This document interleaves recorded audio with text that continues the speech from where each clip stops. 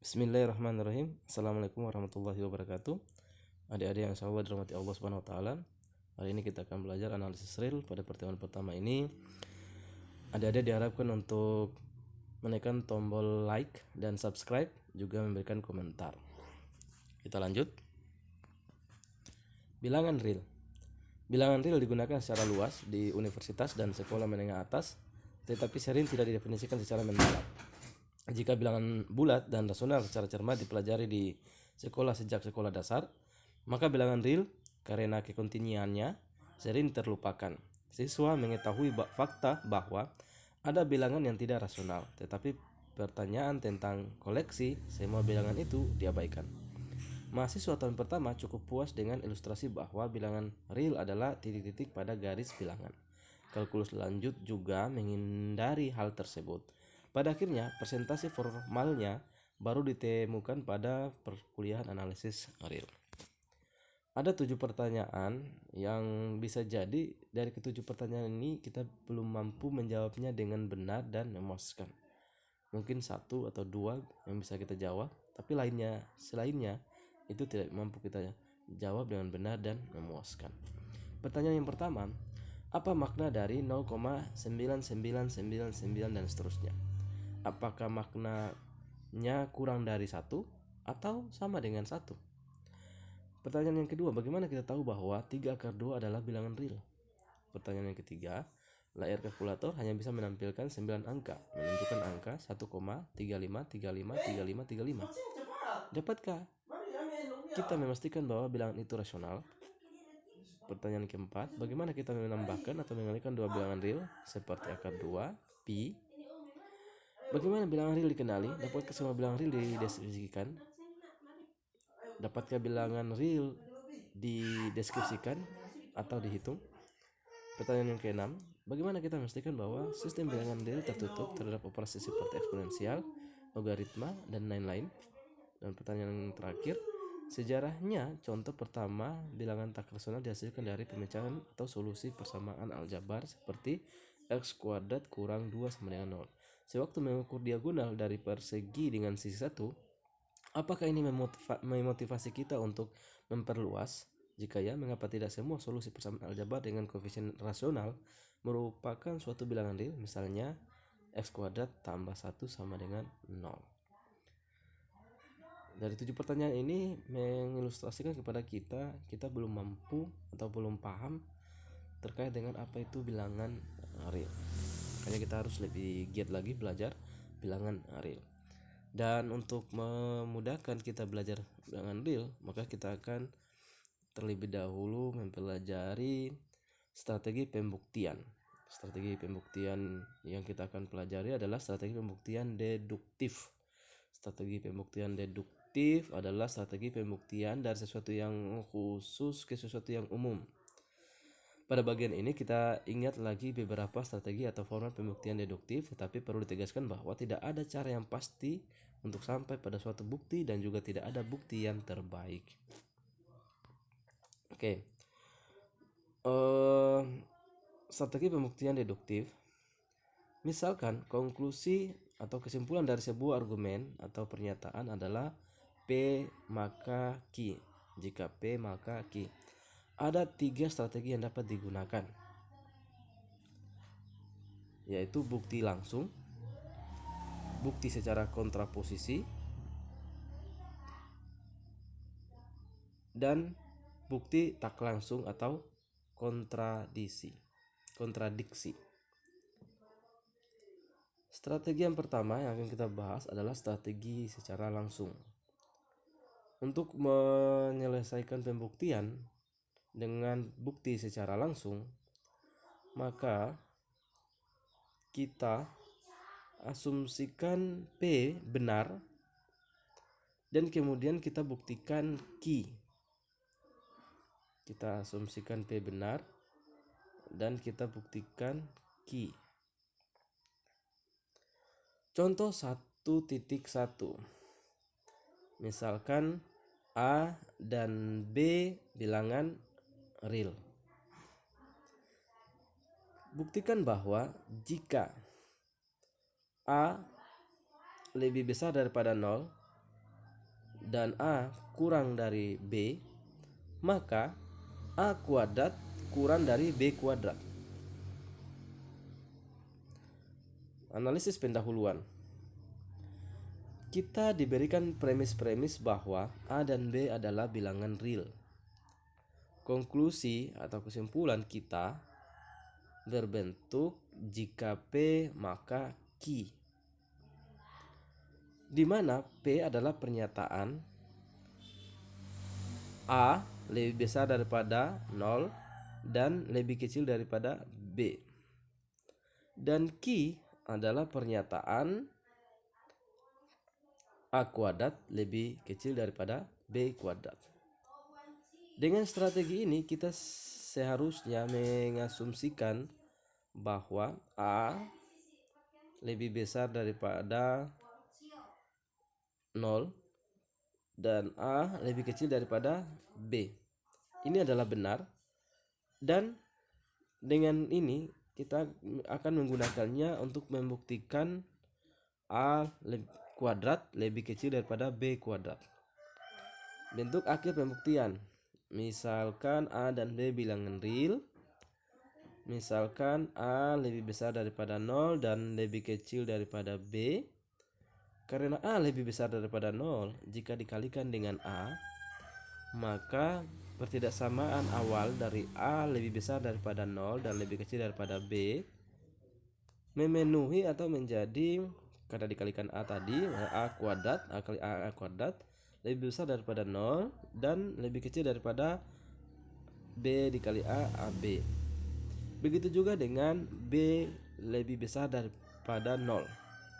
Jika dikalikan dengan B, maka pertidaksamaan awal tadi yang A lebih besar daripada 0 lebih kecil daripada B memenuhi AB lebih besar daripada 0 lebih kecil daripada B kuadrat. AB ini A kali B, B kuadrat ini B kali B, B kuadrat.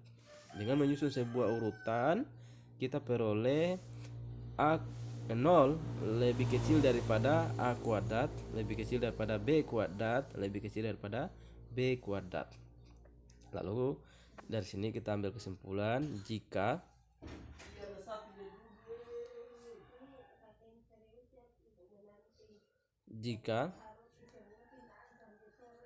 A lebih besar daripada 0 lebih kecil daripada B, maka A kuadrat lebih kecil daripada B kuadrat.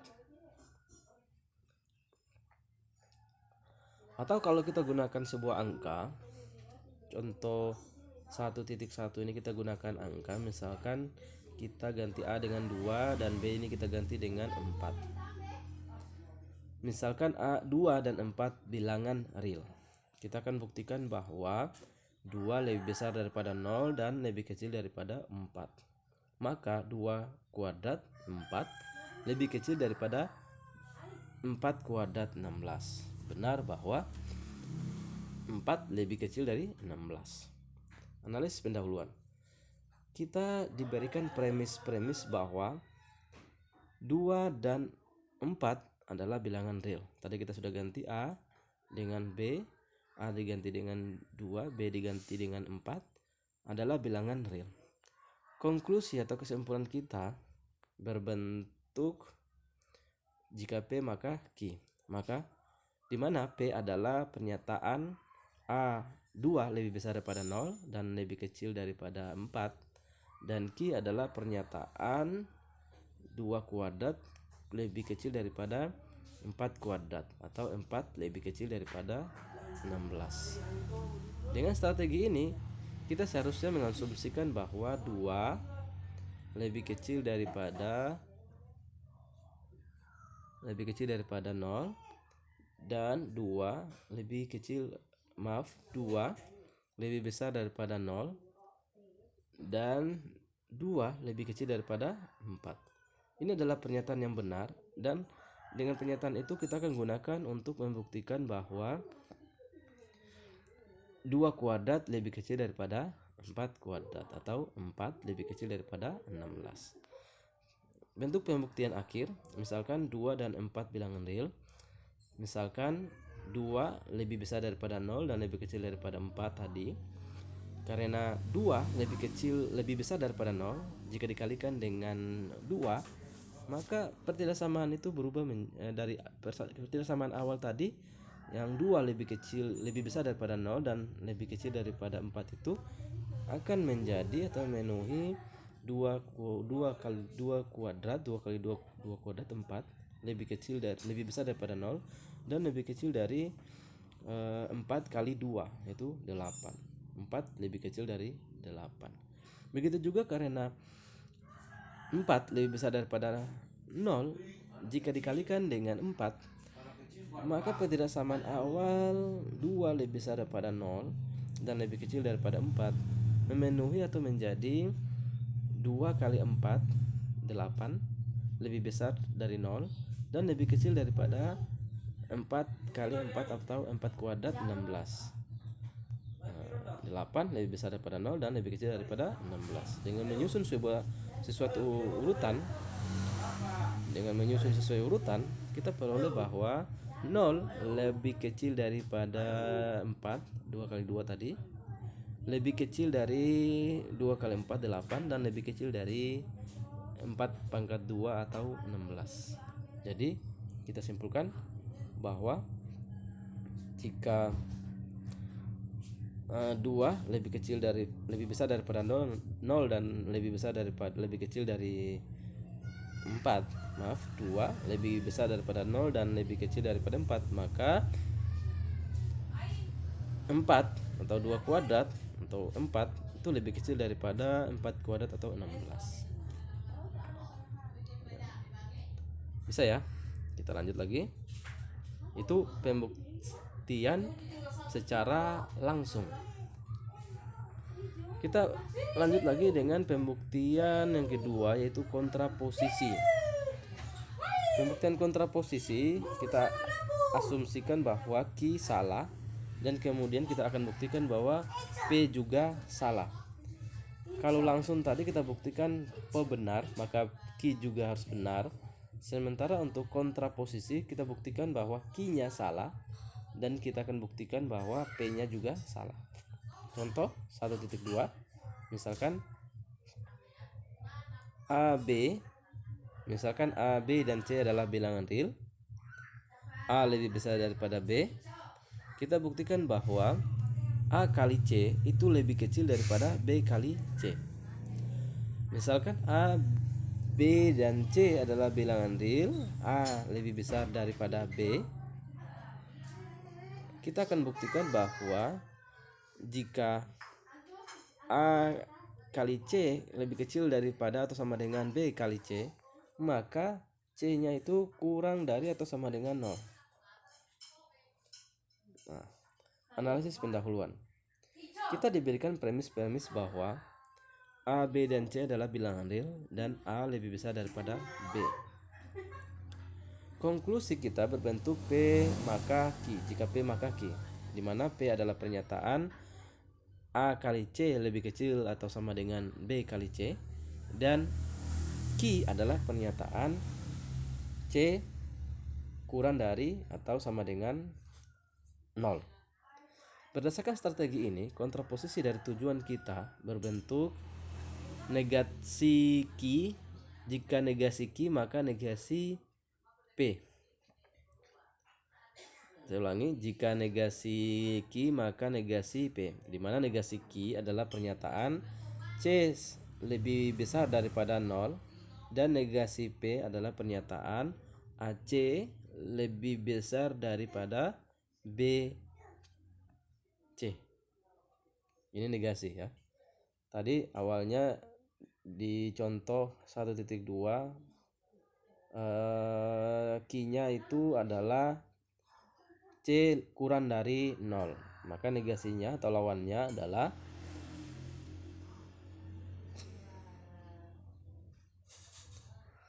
saya ulangi, tadi pernyataan Q C kurang dari 0.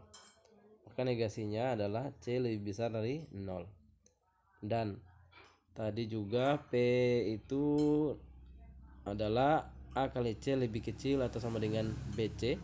Maka negasi P-nya itu adalah A kali C lebih besar daripada BC. Awalnya tadi kurang dan sama dengan negasinya itu jadi lebih besar. Bentuk pembuktian akhir, misalkan A, B, dan C adalah bilangan real dan A lebih dari B. Misalkan C lebih dari 0. Karena A lebih dari B, jika dikalikan C positif, maka pertidaksamaan A lebih dari B memenuhi A kali C lebih dari B kali C.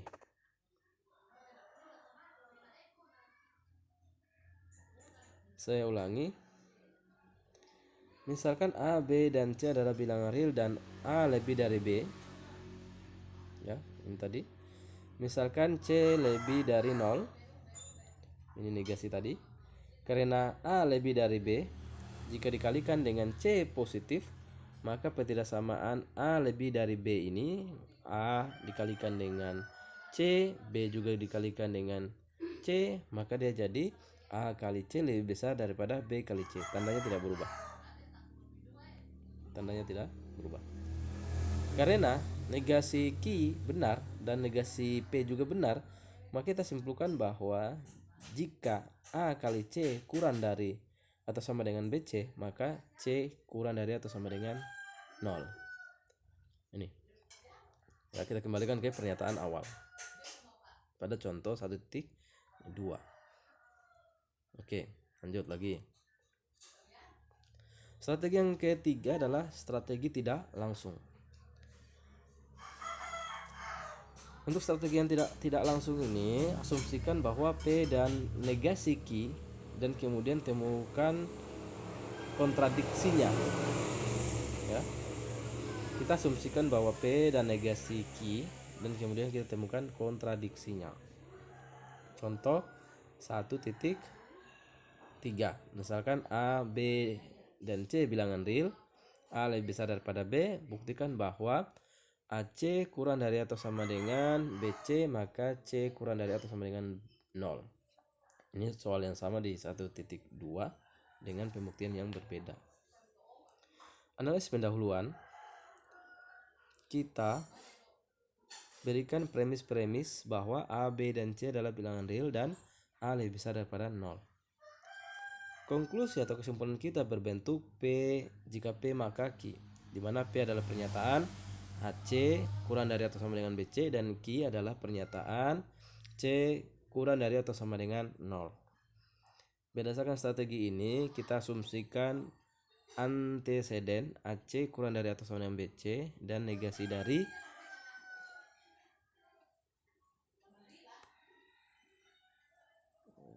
saya ulangi.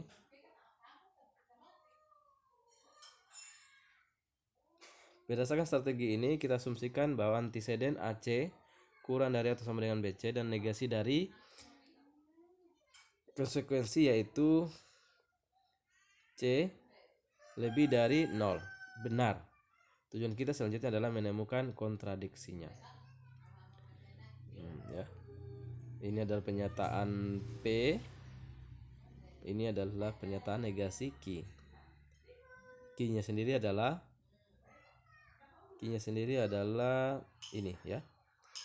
C kurang dari atau sama dengan 0, negasinya atau lawannya adalah C lebih dari 0. Bentuk pembuktian akhir,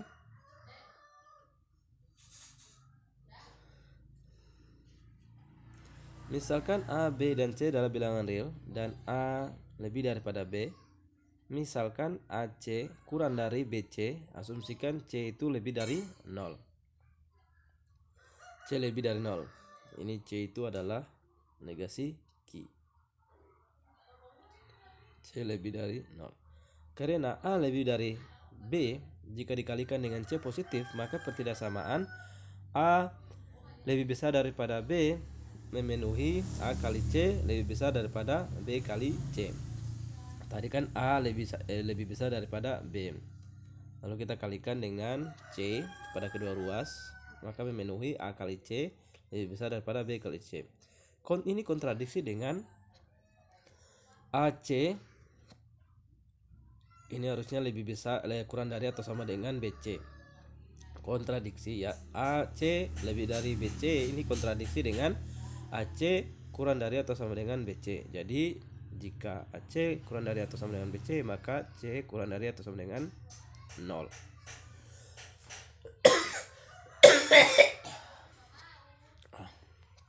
Kita lanjut lagi. Strategi pembuktian untuk konklusi berupa negasi. Untuk membuktikan konklusi berbentuk negasi P, strateginya adalah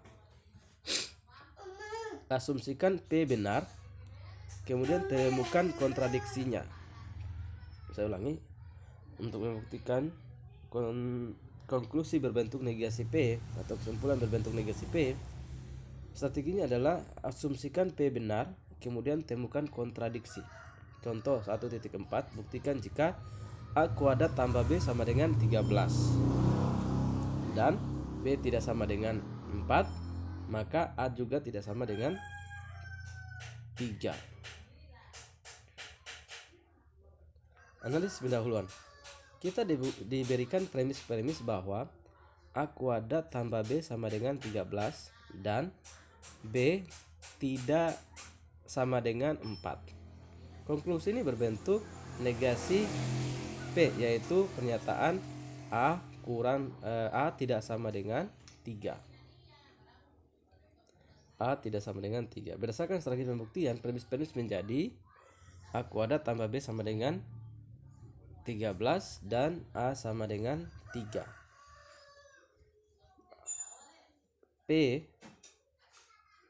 itu adalah A tidak sama dengan 3. Negasi P-nya adalah A sama dengan 3. Tujuannya adalah menemukan suatu kontradiksi. Bentuk pembuktian akhir, misalkan A kuadrat tambah B sama dengan 13 dan B tidak sama dengan 4, bilangan real. Andaikan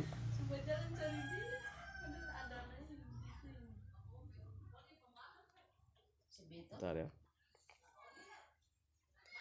Misalkan A kuadrat tambah B sama dengan 13 dan B tidak sama dengan 4, bilangan real. Andaikan A sama dengan 3, maka A kuadrat tambah B sama dengan, ini tadi ganti A dengan 3 pangkat 2, 9 tambah B tidak sama dengan 13. B, saya ulangi, A kuadrat tambah B sama dengan 9 dapat dari 3 pangkat 2 tambah B tidak sama dengan 13. Kenapa tidak sama dengan 13? Karena B-nya itu tadi tidak sama dengan 4. Berarti bilangan yang lain selain 4. Tentu 9 tambah bilangan selain 4 itu tidak sama dengan 13. Ini kontradiksi dengan A kuadrat tambah B sama dengan 13. Karena itu A tidak sama dengan 3. A tidak sama dengan 3. Jika B-nya tidak sama dengan 4, maka harusnya juga A tidak sama dengan 3. Jadi jika A kuadrat tambah B sama dengan 13 dan B tidak sama dengan 4, maka A-nya tidak sama dengan 3. Maka A tidak sama dengan 3. Nah, misalnya kalau 2, A-nya 2 kali 2 4 tambah B-nya 9 sama dengan 13. Bisa. Tapi tidak boleh B-nya itu 4 dan A-nya itu 3. Bisa bilangan yang lain. Strategi pembuktian konklusi yang memuat kuantor. Untuk strategi pembuktian konklusi yang memuat kuantor ini ada 2 kuantor. Di sini adalah ada kuantor universal. Kuantor universal ini adalah kuantor untuk setiap atau semua. Sementara kuantor eksistensial ini kuantor yang menunjukkan beberapa, ada atau beberapa. Kuantor universal untuk membuktikan konklusi berbentuk untuk setiap X, PX. Strateginya adalah ambil sembarang X lalu buktikan PX. Saya ulangi, ambil sembarang X lalu buktikan PX. Ini jika kuantor universal yang kita ingin buktikan dengan tanda bahwa untuk setiap. Contoh 1.5. Buktikan bahwa semua bilangan bulat yang genap mempunyai kuadrat yang genap. Misalkan contoh 1.4. Buktikan bahwa semua bilangan bulat yang genap mempunyai kuadrat yang genap. Analisis pendahuluan. Premis kita dalam masalah ini adalah bilangan bulat genap. Konklusi kita berbentuk untuk setiap X, PX, di mana X kuadrat bilangan bulat dan PX melambangkan X bilangan genap. Berdasarkan strategi pembuktian, premis kita akan menjadi X sebarang bilangan bulat genap, dan tujuan kita adalah membuktikan X kuadrat juga bilangan bulat genap. Ini X kuadrat ya, X kuadrat. Bentuk pembuktian akhir. Ambil X sebarang bilangan genap. Ambil X sebarang bilangan bulat genap. Maka X sama dengan 2N. X sama dengan 2N ini menunjukkan 2N ini menunjukkan bilangan genap. 2 kali bilangan apapun tetap dia bilangan genap. Untuk suatu N bilangan bulat, jika dikuadratkan maka diperoleh X kuadrat sama dengan 2N kuadrat sama dengan 2 kuadrat 4 N kuadrat sama dengan 2 kali 2N kuadrat. Karena 2N kuadrat adalah bilangan bulat, 2 kali 2N kuadrat adalah bilangan genap. Karena X sebarang, kita dapat menyimpulkan bahwa untuk setiap X genap, X kuadrat juga genap. Ini pembuktian kuantor universal. Selanjutnya, kuantor eksistensial. Untuk membuktikan tujuan berbentuk terdapat X, PX, perbedaannya nih ya. Kalau kuantor eksistensial itu terdapat X, PX. Kalau kuantor universal itu untuk setiap X, PX. Untuk membuktikan tujuan berbentuk terdapat X, PX, strateginya adalah temukan atau pilih suatu X yang memenuhi PX. Contoh 1.6. Buktikan bahwa terdapat bilangan real X yang memenuhi X tambah 9 sama dengan 1. Buktikan bahwa terdapat bilangan X yang memenuhi X tambah 9 sama dengan 1. Berarti ini cuma satu angka ya. Tidak semua daripada bilangan real itu bisa dijumlahkan dengan 9, hasilnya 1. Analisis pendahuluan. Konklusi kita pada masalah ini berbentuk terdapat X, PX, di mana X bilangan real dan PX melambangkan X tambah 9 sama dengan 15.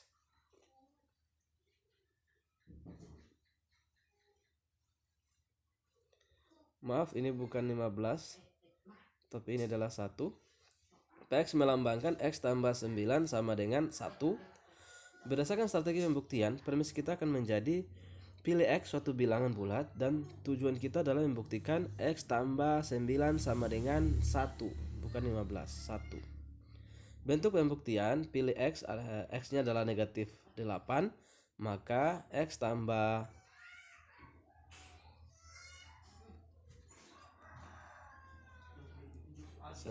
bentuk pembuktian akhir, pilih X sama dengan negatif 8, maka X tambah bentuk pembuktian akhir, pilih X sama dengan negatif 8, maka X tambah 9 sama dengan negatif 8 tambah 9 sama dengan 1. Jadi terdapat X yaitu negatif 8, sehingga X tambah 9 sama dengan 1. Ya, maaf, ini bukan 15, tapi 1. Strategi pembuktian konklusi berupa biimplikasi. Untuk membuktikan konklusi berbentuk jika dan hanya jika PQ Saya ulangi, untuk membuktikan konklusi berbentuk P jika dan hanya jika Q.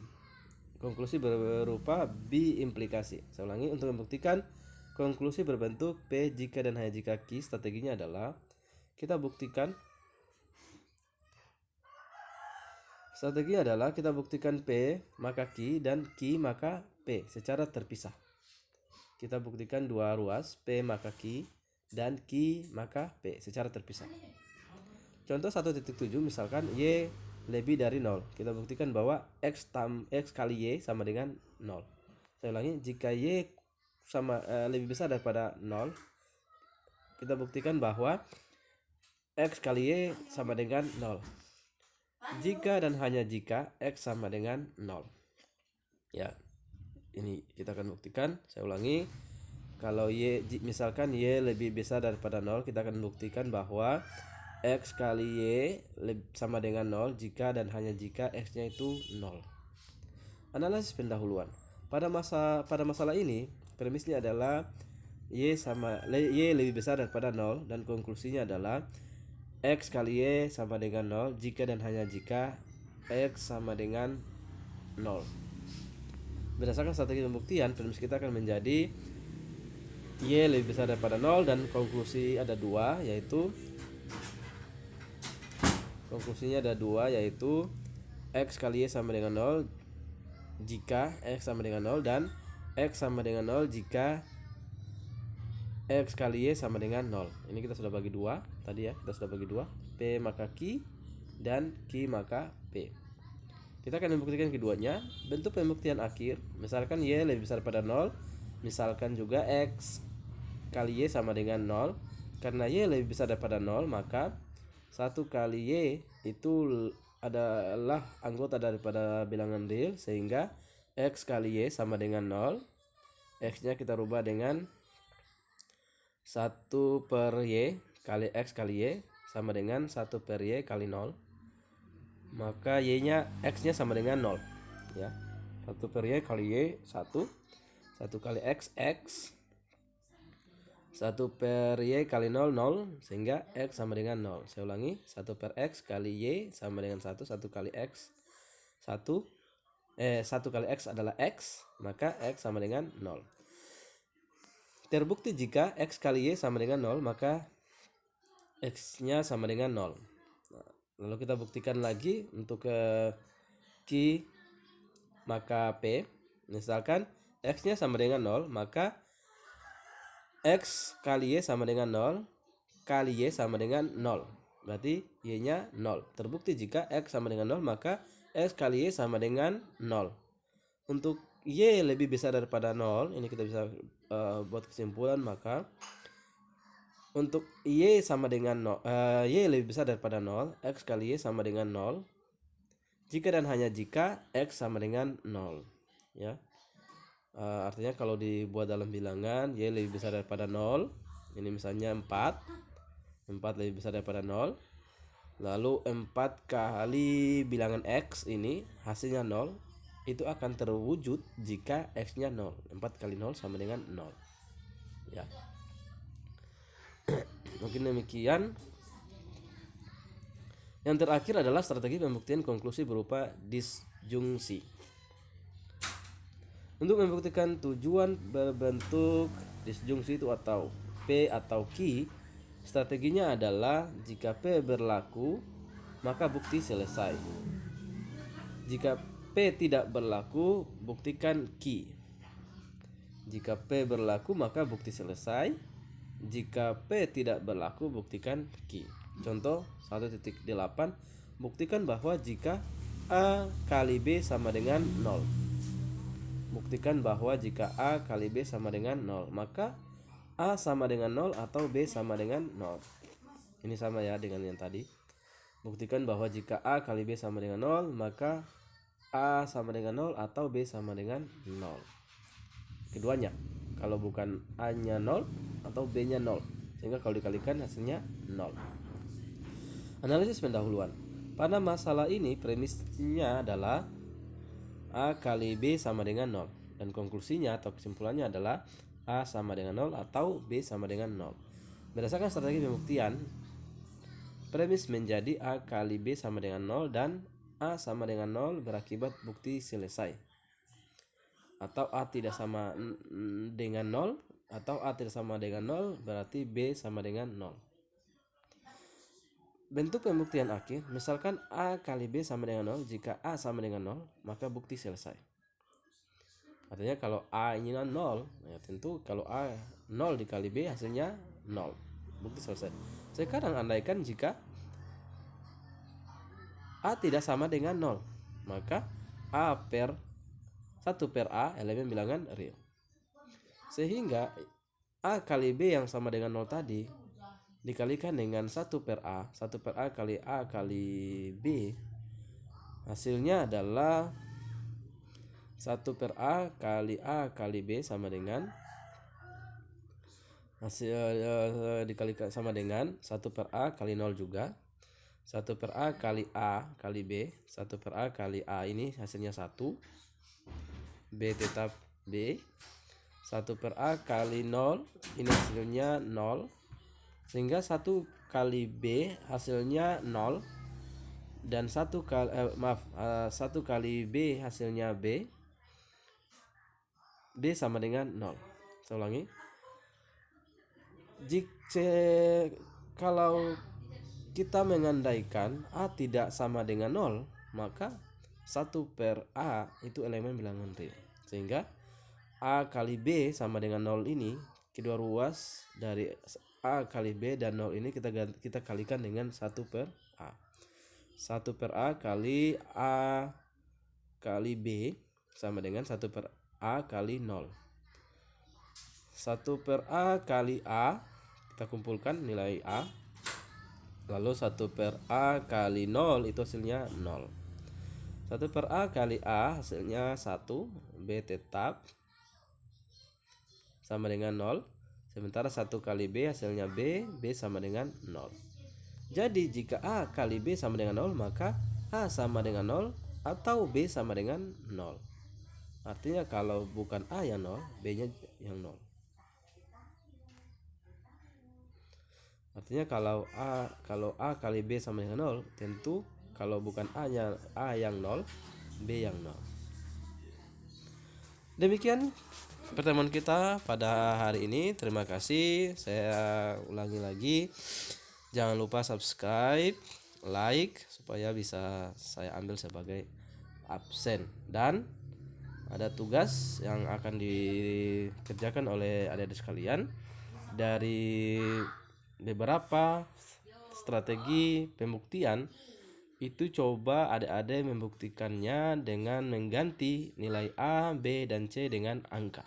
Saya ulangi, tugasnya adik-adik mengganti nilai A, B, dan C pada pembuktian-pembuktian yang ada dengan angka seperti yang saya coba terangkan pada pembuktian yang pertama. Mungkin demikian. Selamat belajar dan mengerjakan tugas.